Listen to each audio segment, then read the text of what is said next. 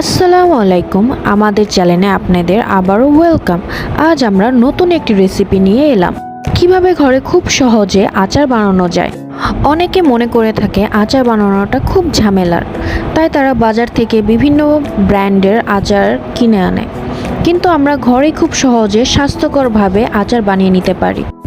কিভাবে শর্টকাট পদ্ধতিতে আমের আচার বানানো যায় আজ আম্মু বানিয়ে দেখাবে। তাই আর দেরি না করে চলুন শুরু করা যাক। প্রথমে আমগুলোকে ভালো মতন কেটে ধুয়ে আমরা সরিষা বাটা লবণ দিয়ে আমগুলোকে 2 দিনের মতন রোদে শুকিয়ে নিব। যখন আমগুলো শুকিয়ে যাবে তখন আমরা সরিষা তেলের ভিতর এভাবে আমগুলো ঢেলে দিব এবং আমগুলোকে কিছুক্ষণ ভাজতে থাকবো।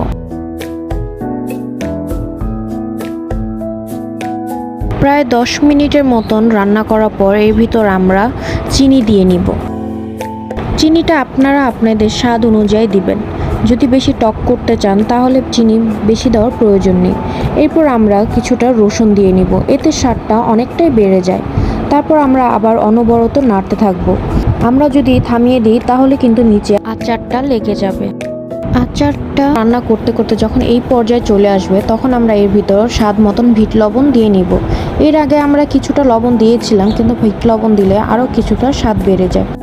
এরপর আমরা 5 ফোড়ন এবং শুকনা মরিচের গুঁড়ো দিয়ে দিব। 5 ফোড়নটাকে একটু কিছুক্ষণ চুলায় টেলে এরপর ব্লেন্ড করে নেবেন, তাহলে এরকম গুঁড়ো হয়ে যাবে। তারপরে এটা দিয়ে ভালো মতন মিক্সড করে আমরা আরও কিছুক্ষণ রান্না করব।